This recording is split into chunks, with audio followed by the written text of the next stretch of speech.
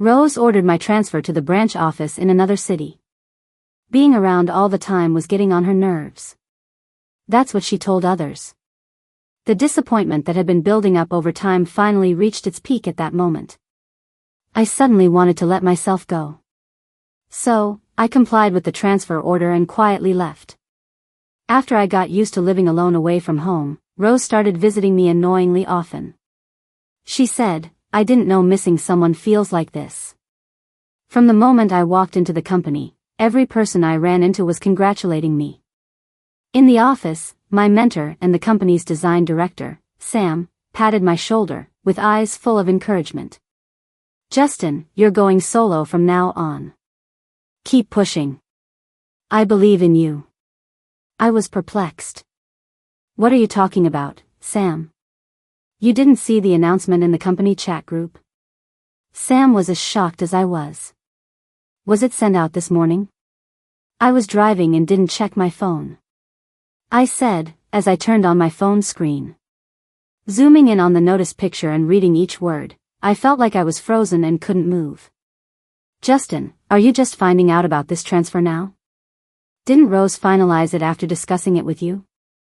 Sam's voice brought me back. I awkwardly smiled. "Oh, she mentioned it in passing when I was busy." I didn't pay much attention. Instinctively, I tried to cover for Rose, keeping my fragile dignity intact. But truthfully, I had just learned about it. All I knew was that another experienced designer in our department was initially chosen by Rose. I didn't know why she suddenly switched it to me. I'm a senior designer in the headquarters research department, as well as Rose's boyfriend. Without discussing or getting my consent, she directly issued the transfer notice, moving me to a branch in a neighboring city as the design director. Even though it was a promotion and a rare opportunity for my career in the long run, it didn't follow the company's usual transfer process.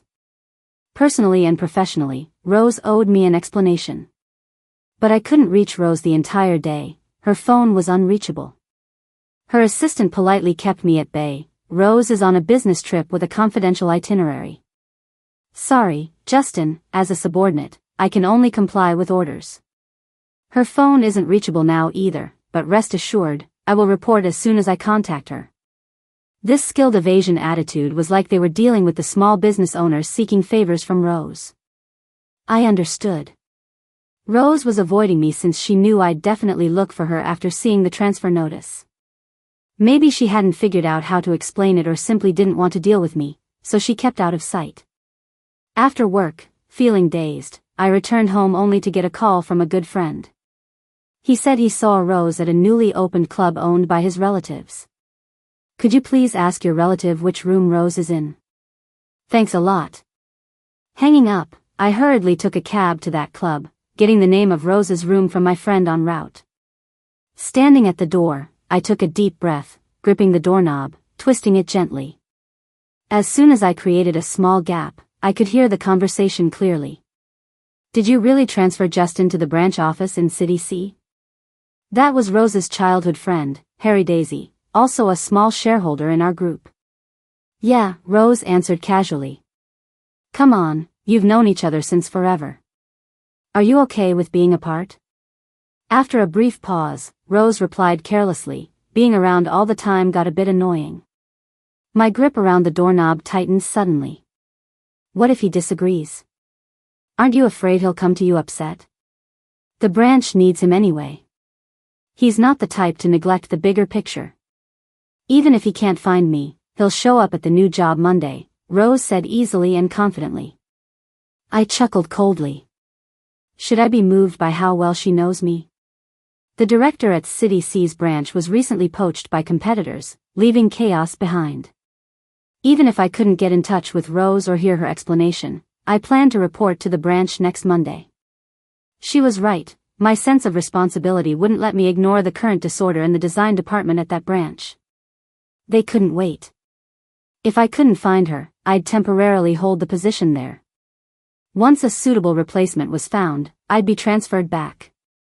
After all, besides me, who just wanted to stay by Rose's side, most designers wouldn't refuse such a promotion opportunity. But upon hearing her say got a bit annoying, it felt like all my courage to chase after her vanished. For the past 2 years, I'd noticed Rose was increasingly annoyed with me. I only felt a bit disappointed, convincing myself that even the most passionate love eventually flattens out. It's normal.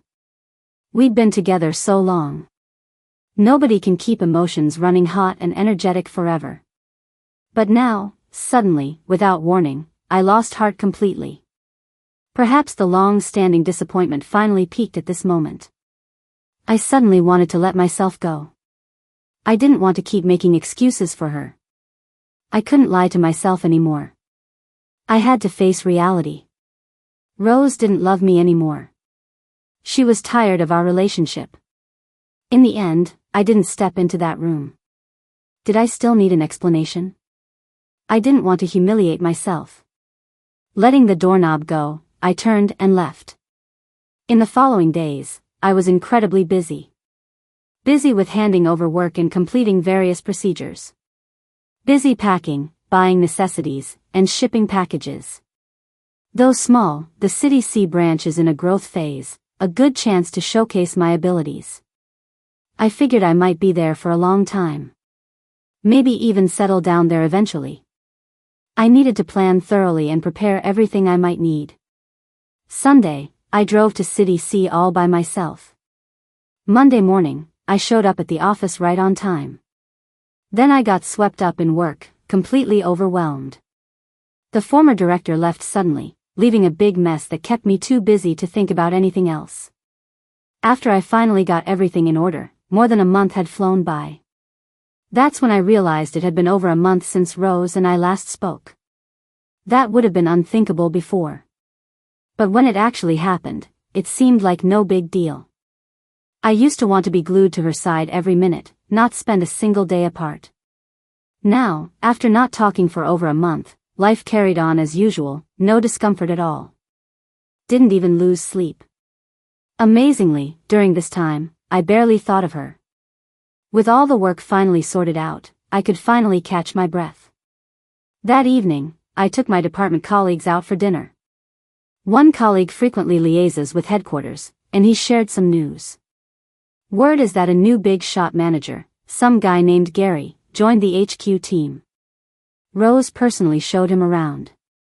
Gary, huh? I paused. Haven't heard that name in a while. Makes sense now. I chuckled. The unanswered question I've been pondering became crystal clear. Rose showing him around? That's a big deal. How old is this Gary? Is he good looking? The young women in the department started gossiping. His age should be close to Rose's. Could he be her boyfriend? Not sure. But I think I heard Rose has a stable boyfriend. Really? Hey, Justin, you used to work at headquarters, ever meet Rose's boyfriend?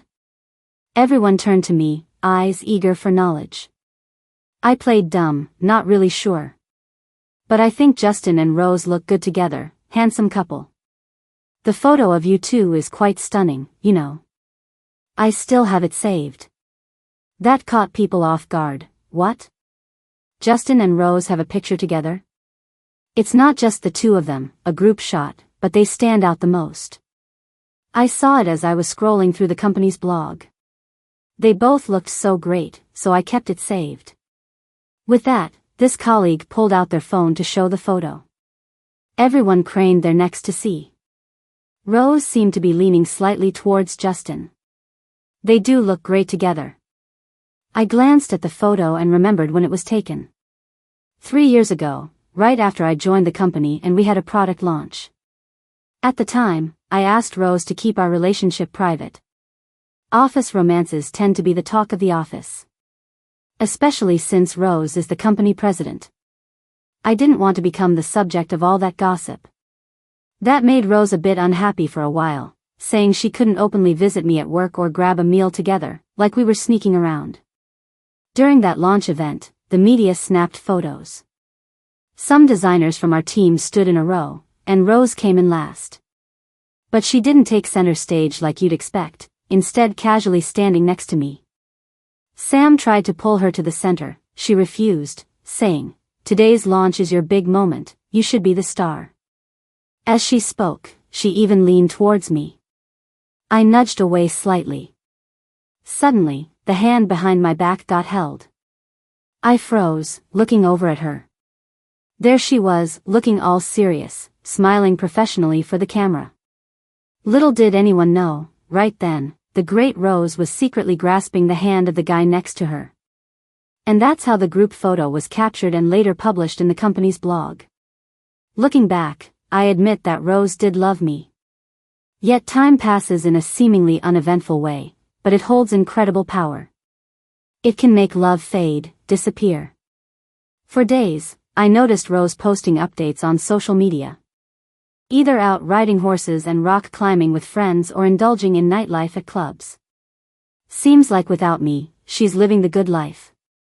In those photos, Gary is always there, no exception. Rose never liked showing off her life, rarely updated her social media. Maybe it's Gary sparking her urge to express herself. But I'm not interested in any of that now. My mind's preoccupied with design plans for new products. Those photos? I just glanced at them and moved on. After work, I stayed in the office tweaking a design draft. My phone rang. The name on the screen gave me pause. It was Rose, who I hadn't heard from in over a month. Picking up, her familiar, low voice came through with a chuckle. "Hey, still mad at me, sweetheart?" Standing by the office window, watching the city lights, I felt calm inside. It's been over a month, but wasn't moving me here without agreement worth an explanation? I just wanted to give you a better opportunity, you know? I get you didn't want to leave, parting's hard, and with your opinion, you'd have said no. So you acted first, explained later. Rose, you know this doesn't align with company transfer policies. If I weren't so restrained by responsibility and reluctance, anyone else might have quit over this. Justin, I was wrong. But I truly meant well, you've done so much here and I see it. You're skilled and talented, more than capable on your own. 3 years at headquarters, plenty of experience, just waiting for a bigger stage. The branch's design department is your launchpad, to reach even greater heights. Quite the smooth talker, aren't you? If I hadn't heard you say you were getting tired of me hanging around all the time, I'd have believed you. Might have been touched by your intentions and questioned if I was being too stubborn. Is it because of Gary? The moment he returned, you transferred me away. I was direct. What? How is this about Gary? I was saying it's all about, her words got cut off by a guy's voice. Rose, can I catch a ride with you later? Even after years, and over the phone, I recognized Gary's voice. Are you two having dinner? I asked. Then I ended the call. I thought for a moment and just texted her, let's break up. After getting home and showering, I picked up my phone and saw dozens of missed calls. All from Rose. Just then, it rang again. Justin? What do you mean? I was clear. We're done. I'm sorry for moving you without your consent. I'm sorry, I really did it for your own good. Just ask your dad or brother, isn't this a great opportunity as the design director at the branch? Is it really for me, or for yourself? I laughed coldly. Why say it like that? That night, outside the club's private room, I heard your words. I repeated each word, a bit tired of having him around all the time. Justin, listen, I had a bit to drink that day and said things I didn't mean. That's not how I truly feel. They say in vino veritas, right? But that's not how it is. It's not just about that phrase. Over these 2 years, I could easily feel your passive attitude toward me. Rose, come on, admit it. You're bored, fed up, and you can't even stand having me around. I left just like you wanted. Shouldn't you be happy about that? There was a long silence on the other end. I don't agree with the breakup, you're just being impulsive. I'll give you some time. We need a break to cool down. Justin, I'll reach out to you in a while. Whatever. Breaking up isn't like a divorce, I don't need her consent. For days, Rose's posts had been about her getting utterly wasted. I muted her updates, out of sight, out of mind. Lately, there's been a ton going on. Besides designing new products, our department hired 3 new colleagues. Of the previous designers, only 2 are experienced enough to mentor, so each got a mentor. The remaining newbie ended up with me. I sighed because our team really needs more skilled designers. Luckily, this kid I'm mentoring is sharp and hardworking, a promising talent. But they're a bit too smooth and slick. Ever since calling me master, she brings me a cup of hand-brewed coffee from the downstairs cafe every morning. Once, during lunch, my office door was open. She passed by and was surprised to see me eating just bread. "You only have bread for lunch?" I had to rush a report, no time to go out or order food. I pointed at my screen. Here in the branch, unlike HQ, we don't have a cafeteria. Sometimes when I'm swamped, I forget to eat until I get really hungry. So, I hoard packs of bread here for emergencies. Hold on. Vivian darted off, returning in 10 minutes with a beautifully packaged meal. This place had no line, so I quickly got this in case you were starving. Not sure if you'll like it, but make do for now. Seeing the logo on the box, I was speechless. You know why there's no line here, don't you? Because it's expensive. It is? Her confusion was genuine. Thinking about her usual attire and the sports car she brings to work, I got it. She's definitely from old money. Since that day, Vivian includes me in her lunch orders. She refuses to accept payment. I know money isn't an issue for you, but that's not the point. You know your family's money was hard-earned by your parents, right? She laughed. My dad says in their day, apprentices would literally bow in respect, bearing gifts during holidays. You're my mentor. It's only right for me to treat you. A meal a day is nothing.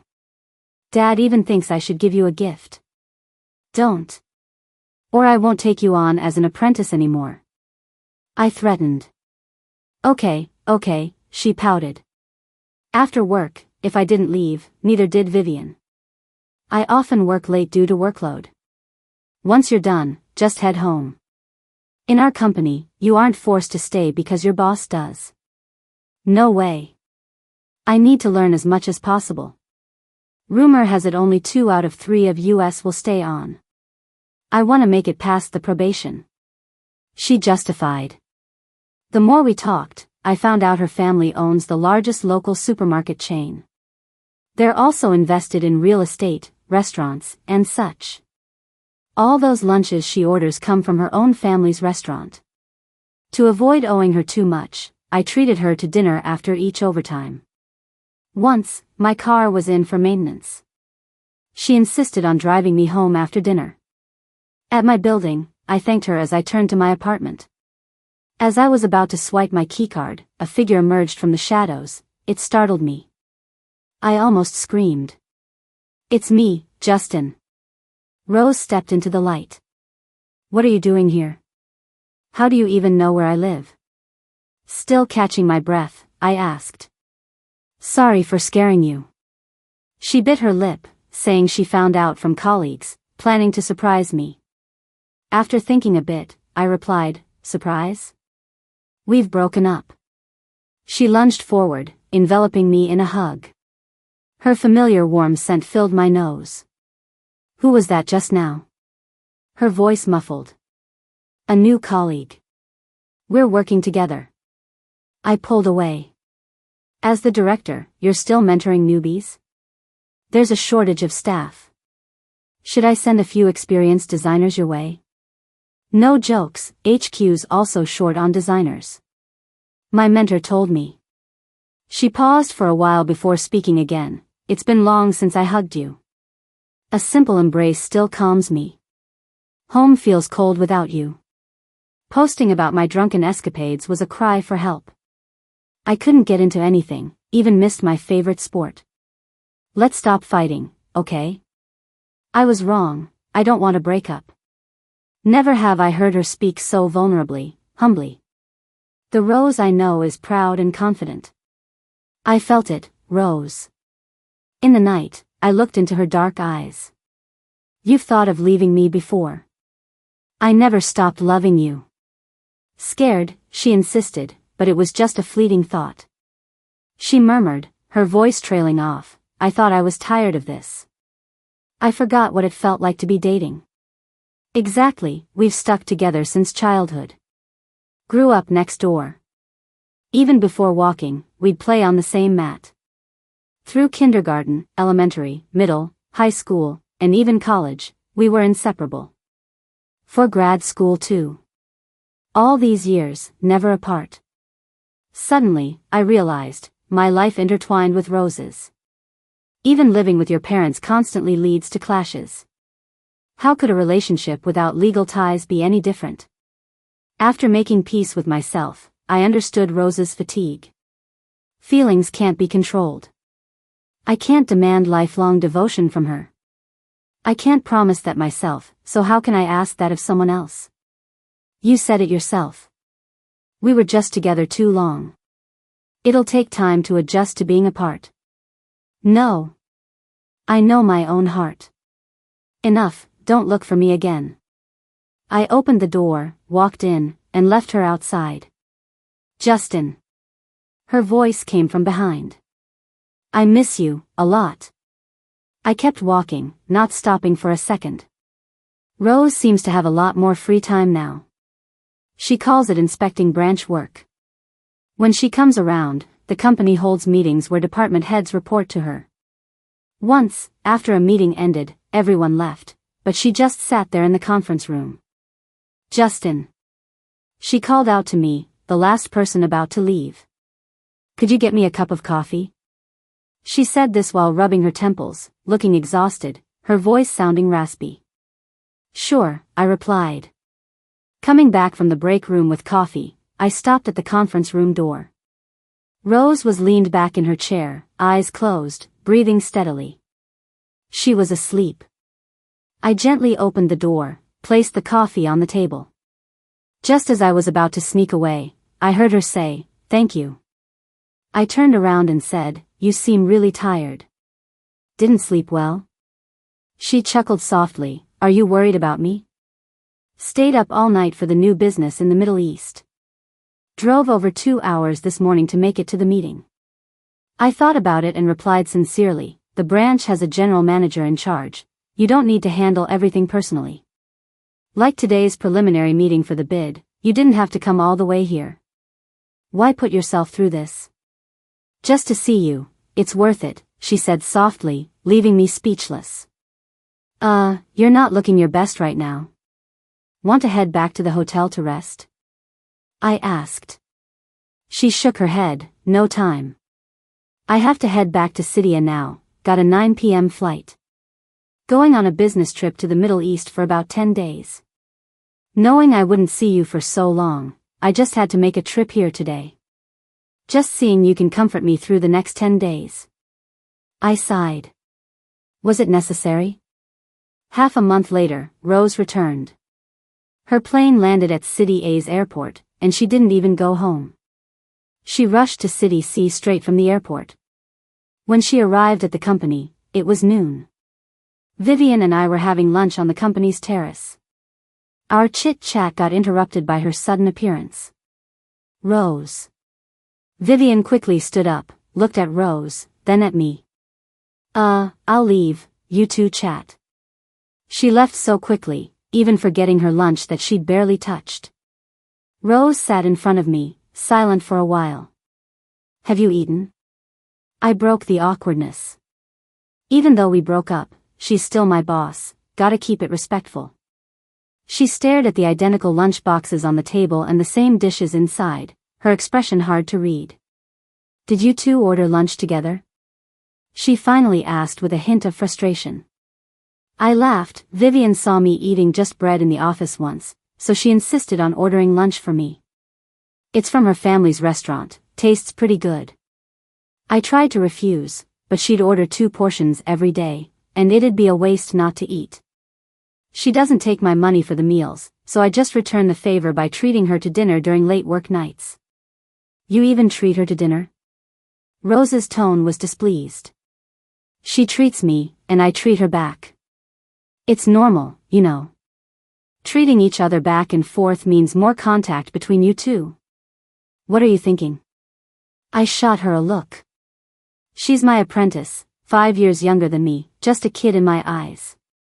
But the way she looks at you, it's not just like a kid. Rose gritted her teeth. Women know women. You're overthinking. I said, then changed the subject. By the way, I got you a present. She handed me a bag. Inside was a pendant, supposedly a treasure of a once-lost Middle Eastern country, quite historical. Rose, we're not together anymore, I said, standing up. I can't accept such an expensive gift. I didn't acknowledge the darkness creeping into her eyes. Packing up my lunchbox, I walked away quickly. The next day, the company announced some news. The CEO empathizes with the hard work of the branch employees. To reward their achievements, they're improving worker benefits and adding a canteen to the branch. The canteen offers diverse meals, much cheaper than outside. Colleagues were thrilled. That whole morning, everyone talked about it, praising Rose as the wisest and most considerate leader. I thought about the lunch boxes from the other day and Rose's unhappy look. I shook my head instantly. No way. Adding a canteen to a branch isn't a small budget. Rose, being a good capitalist, wouldn't just whimsically make the company spend so much for me. She isn't that naive about relationships. Just as I was thinking, Rose called me. The performance of City C's branch increased significantly last year. The headquarters are discussing improving employee benefits. I suggested building a canteen, and it got full approval, she explained before I even said anything. That way, she has no excuse to order lunch for you. You wouldn't need to repay her by treating her, a win-win. Her voice carried a smug tone. How did I never notice this childish side of her before? On Saturday morning, I was catching up on sleep at home. Rose's call woke me up. Are you home today? Yeah, why? Nothing, just asking. She hung up. I tried to go back to sleep, but it wasn't happening. So I decided to get up, visit the supermarket, and grab some groceries to make lunch. Just as I finished cooking, Harry called. Guess where I am? She asked mysteriously. Where? I asked casually. Open your door. Puzzled, I went to the door, opened it to find a huge Lego gift bag blocking it. Surprise. Harry popped her head out from behind. Why are you here? I asked, pleasantly surprised. She lifted the cake she was holding. Happy birthday. I suddenly remembered, today is my birthday. Come in, I just cooked lunch, let's eat together. I invited her in. You can cook. I always thought you lived pretty rough. He was full of curiosity and said he wanted to try my cooking. During dinner, my parents also video called. They said it was the weekend and thought I was sleeping in during the morning, so they didn't disturb me. My parents and brother sent birthday wishes. My parents gave a pretty lavish gift, just transferring money. My brother was even more over the top, saying he bought me an apartment in City C as a birthday gift, right next to my company. Harry said he was super jealous, feeling all unbalanced inside, and that I needed to go out with him for a day to soothe his hurt feelings. I agreed with a smile. After moving to City C, I'd been so busy with work, I didn't have time to explore. It was a good chance to get familiar with the city. I drove Harry straight to the most famous local spots.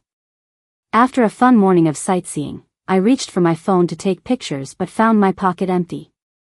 My phone was gone. I remembered checking the time on it at the entrance of this spot. So, it couldn't have been left in the car. Maybe it fell out or someone took it. Harry summed up, saying chances of getting it back were slim. I nodded helplessly, just accepting my bad luck.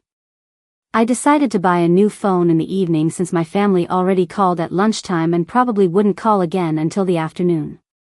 We visited a few more places in the afternoon, and just as we were about to grab dinner, Harry got a call saying he had to head home for some family business. I dropped him off at the train station and went to a phone store. It was already night, and after getting the phone, I'd have to wait till tomorrow to get a SIM card from the phone company. On my way home, it suddenly began to pour rain. The place I rent is a small complex, without a parking lot. After circling around for a bit, I finally found a parking spot. I quickly parked and ran home with an umbrella. When I got to my door, I saw Rose leaning against the wall, completely soaked. Seeing me, she rushed over and hesitated, looking at her dripping clothes anew instead of hugging me. "Where were you, Xiaobo? I couldn't reach you, I was going crazy. Had you not called soon, I would have contacted the police. Weren't you supposed to be home today?" Seeing her in such a state, I sighed and opened the door. "Go take a shower," I said, handing her some of my loose, comfy clothes. With the sound of water from the bathroom, I sat on the sofa trying out my new phone.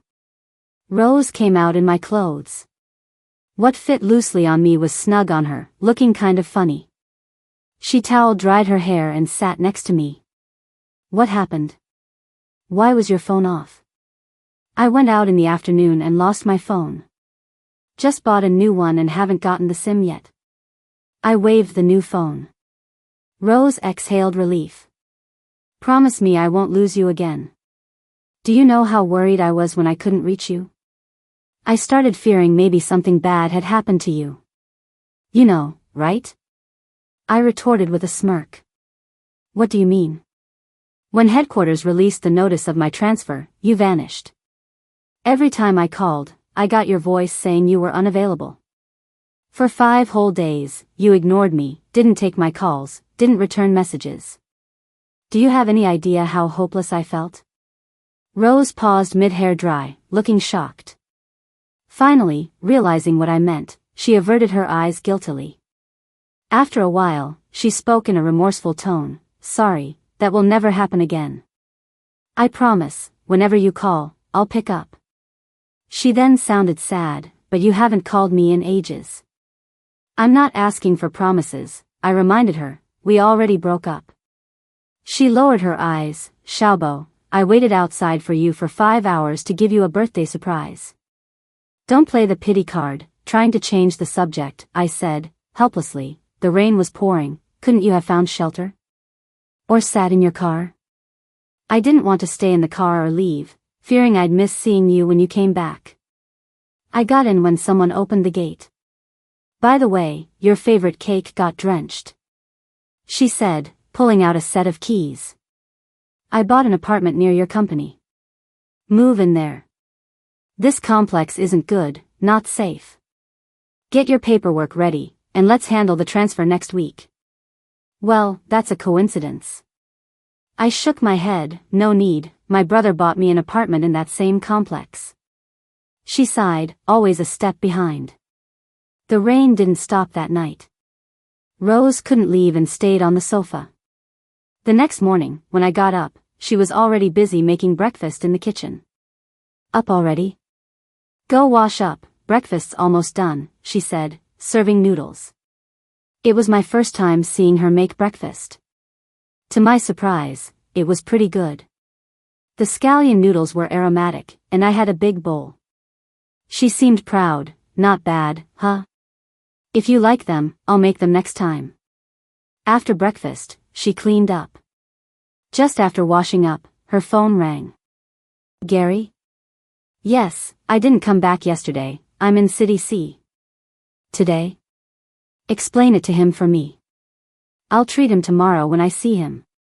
My voice? "Oh, nothing, just a bit of a cold. No rain today. You can head back," I suggested as she was busy texting back. She put away her phone, her tone a bit hurt. "Trying to get rid of me? I'm worried Gary might misunderstand." "Misunderstand what?" She stopped suddenly. "Do you think something's going on between me and Gary? Isn't she your white moonlight? Isn't she the reason you transferred me? Doesn't spending the night here with you complicate things with her?" Rose looked at me blankly. "What white moonlight? I don't understand any of this. Transferring you was my mistake, an impulse. I didn't know he was coming back." "Stop pretending. You've liked him since college." No, where did you get that idea? Rose put her phone aside, ready to talk it out. What made you think that? Thinking back, she never outright said she liked Gary. But with me being her boyfriend, admitting she liked someone else would make her a cheater. Even if unsaid, her actions spoke volumes. I recalled aloud, one day, I saw you in line at the back gate buying cookies. I thought they were for me and was thrilled. But I never got those cookies, and then I saw them on Gary's social media. He said a secret admirer sent them. I still remember that post. She wanted cookies, so she waited 2 hours in line to get them for me. When someone likes you, they can be really impulsive. Back then, the cookies at the back gate of the university were on limited supply. They tasted amazing, and there was always a long line. It was tough to get them. Gary and Rose were both on the student council, so they spent a lot of time together. I remember questioning Rose at that time, asking why she was buying cookies for someone else. She completely denied it, saying I was seeing things and that she never stood in line. Rose furrowed her brows, thinking back, oh, I remember now. She suddenly sat up straight. I lost a tennis match to Daisy back then, and I had to agree to one of her requests. She asked me to stand in line and buy cookies for her. She liked Gary and gave them to him. You helped Daisy? Then why didn't you admit it when I questioned you? It was because I lost, and it was embarrassing. She awkwardly laughed, reminded of how young and proud she was back then. You're my boyfriend, how could I let you know I was inferior to others? But that was the only time I lost. I won every time after that. Wait, Daisy liked Gary? How did I not know? Daisy was Rose's childhood friend. They grew up together. Later, she went to the same university with us. We were pretty close. She didn't just like him, she was head over heels, doing everything he said.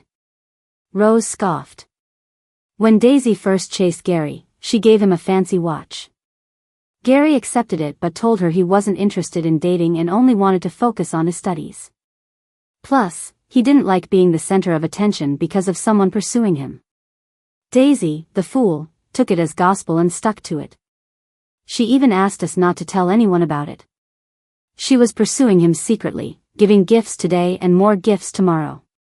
He accepted everything but never said yes to dating her. Gary said no dating while studying, so she thought she could chase him after graduation. But before they even graduated, he went abroad. Later, I found out Daisy sent him a bunch of money while he was overseas. Then it hit me. I realized something. Daisy liked Gary, but Gary liked you. Rose looked shocked, her voice changed. No way. Back then, I thought you liked him too. And not just because of that. For a while, you changed your phone wallpaper. I accidentally saw Gary's screen and realized you both had matching wallpapers. Oh, that wallpaper? Didn't I explain that to you? It was a prank by Daisy. She secretly swapped the wallpapers for everyone in our dorm. I never change my wallpaper because I'm lazy, so I left it. Later, you asked me to change it, and I did what you wanted. I nodded, so, Daisy again. But is it possible that Gary asked her to do it? After you changed yours, Gary changed his to match you. Then he acted like he was viewing his phone in front of me to confuse me. Rose was stunned. I continued, plus, when he posted about the cookies, I confronted you.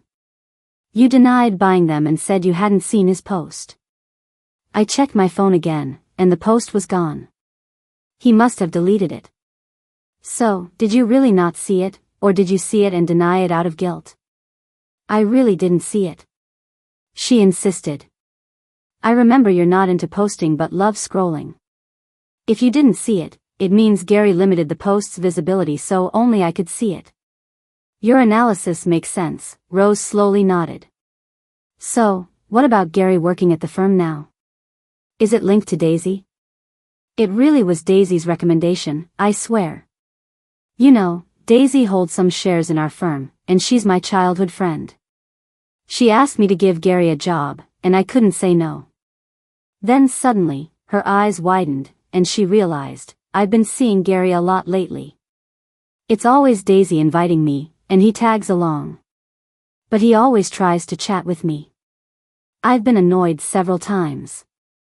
And he keeps staring at me. I see now. He knows you transferred. He probably heard from Daisy that you and I broke up.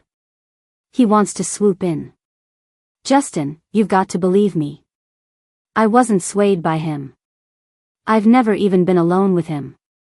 I calmly said, whether I believe it or not doesn't matter. We broke up, right?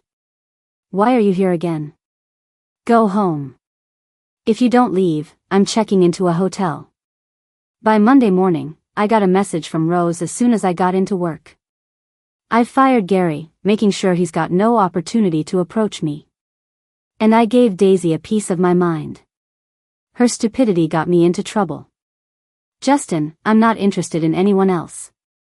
I put my phone down and got back to work.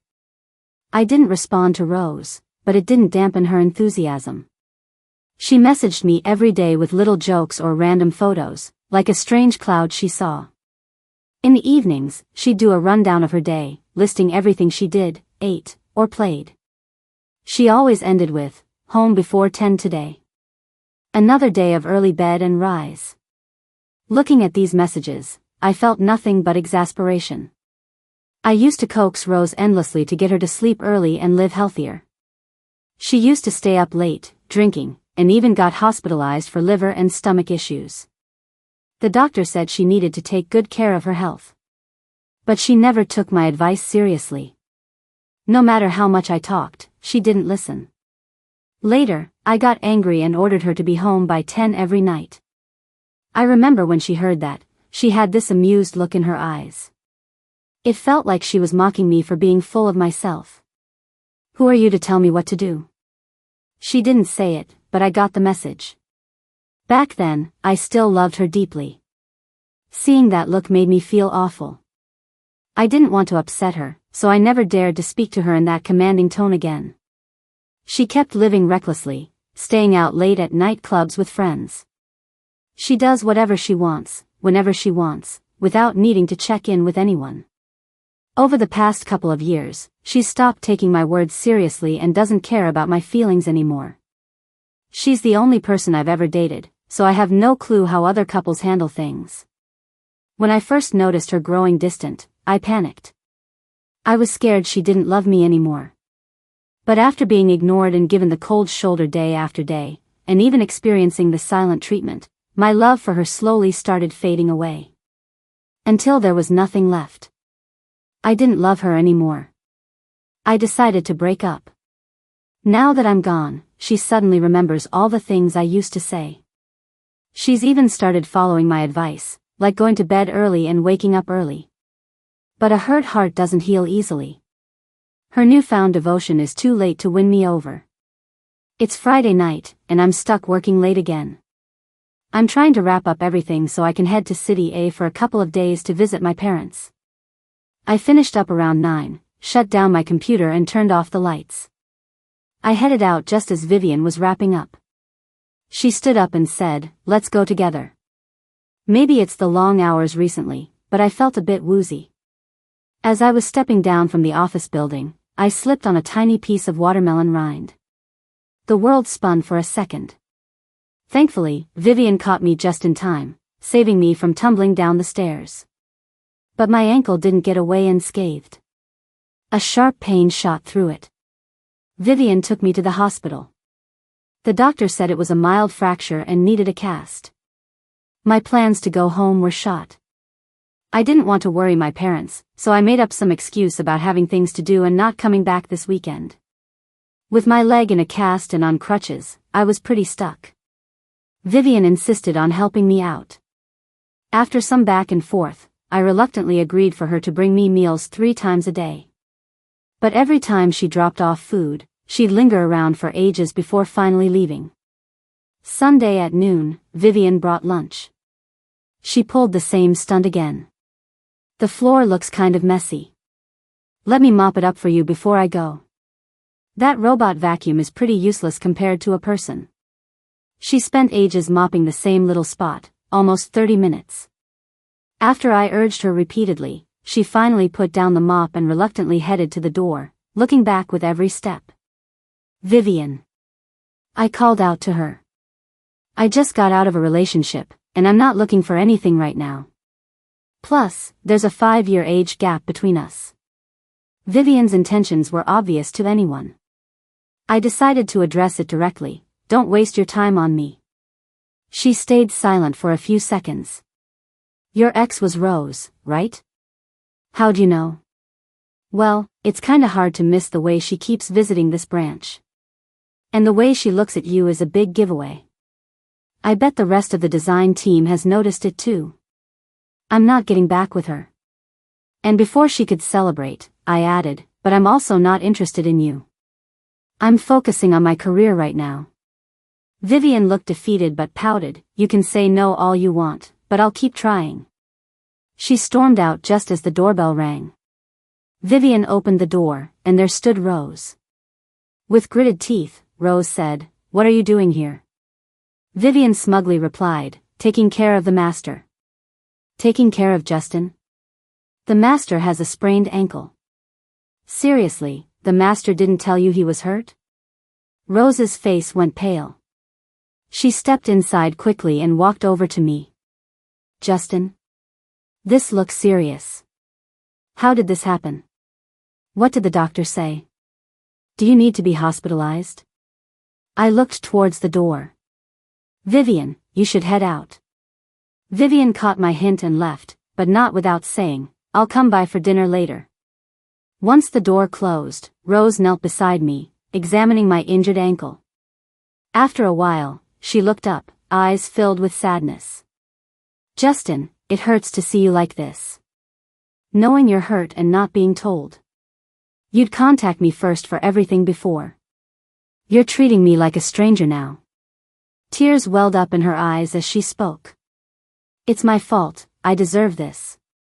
I've been such a jerk these past 2 years, turning your heart cold.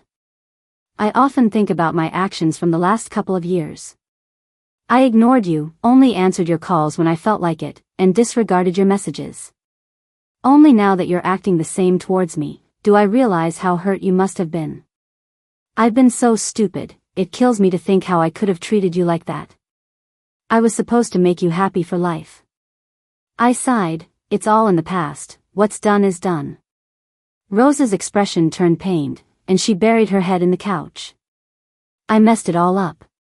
I could have been so happy. Justin, I didn't appreciate you. Life's been too easy for me. We were together for so long, and you were so good to me that I got careless and took you for granted. I thought I was tired of it, wanted to break free and have my own space. We've never been apart growing up, and I was confused, thinking I lost my freedom. But after you left, I realized how much I need you. Without you, every day is just dull and endless. I seem to have lost interest in everything. I can't get motivated and just feel like I'm drifting through life. Even landing a major multi-million-dollar project in the Middle East doesn't excite me. Without you to share the joy, it feels meaningless. During the day, I think about you and can't focus. At night, I toss and turn, unable to sleep. Regret eats away at my heart countless nights. The biggest mistake I made was thinking I knew best and transferring you away. Without you by my side, I'm desperate to see you every day. This time you got hurt, and it wasn't me who stayed with you in the hospital, it was another woman. Do you know how jealous I am of her? I don't want to go back to City A. I'm scared if I leave, Vivian will swoop in. She's taking care of you when you're vulnerable. What if you fall for her? You're incredible. Besides Vivian, there must be others after you. How could I have thought it was okay to send you so far away alone? If you were with me, no other woman would be a threat. I'd push them all away. But now that we're apart, I'm constantly worried, afraid someone else will try to win your heart. What a mess I've made for myself. Justin. Rose suddenly looked up, pleading, can we get back together? Give me another chance. I don't want to keep suffering like this. I thought for a moment and replied honestly, love is weird, you know? It's not something you can control. If I still loved you like before, I wouldn't want to be away from you, no matter what you did. But you know, Rose, I don't love you anymore. Do you understand that feeling? It's like, you just can't move my heart anymore. I don't think about you out of the blue. I don't worry when you're hurt. I don't feel sorry when you're tired. You're like an ordinary friend to me now. So, I can't force myself to be with just a friend I don't love. Tears welled up in Rose's eyes. Please stop, I feel like I'm being torn apart slowly. You don't love me anymore. Who would have thought there'd be a day like this? I dared to hurt you back then because I counted on your love. I was sure you'd never leave, never let go. Now, I'm paying the price. Justin, you don't love me anymore, and not getting back together is what I deserve. I just ask, please don't fall for someone else too soon, okay? I'll do my best to make you love me again. I gave a faint smile. It seems I've lost the ability to love. I'm not looking to get close to anyone else. I just want to focus on my work. That's good to hear, Rose said with relief. I still have a chance. A year later, I quit my job. Why? Rose asked me. Didn't you say the branch in City C was a stepping stone you gave me? Since it's a stepping stone, I'm naturally going to use it to jump to something bigger and better. Starting my own design studio has been my plan for a long time. I didn't want to work for you forever. Having my own business is much more appealing, right? Besides, my family fully supports me doing my own thing. My brother even gave me some startup money. I'm not trying to stop you from going solo, Justin. You know I'll support you no matter what you do. I'm just a bit hurt that you never talked to me about your future plans. There was no need, I said bluntly. Rose seemed used to the way I spoke and didn't get angry. Your brother gave you startup funds. I'll give you some too. Startups are tough, especially in the beginning, and they burn through cash fast. No thanks, I replied coldly. By the way, she hesitated. After you left the company, Vivian quit too. Is she going to help you start up? No, I shook my head. She thought about it, but I turned her down. I said, she's also a proper rich kid, money's not a problem. She wanted to work while she's young and pursue her dreams for a bit. Her family won't let her stay out there forever. She has to go back and take over their business. Rose sighed with relief, glad she's not with you. On the day the studio opened, lots of friends sent flowers. 2 baskets stood out. One was filled with pink roses, the other with red. My assistant asked, Justin, these 2 look expensive, should we set them aside? No, just jot them down and mix them in with the rest. Some friends came by to congratulate in person, they're potential clients for the future. I walked over to greet them with a smile. As the sunlight poured in, my heart felt so free and clear.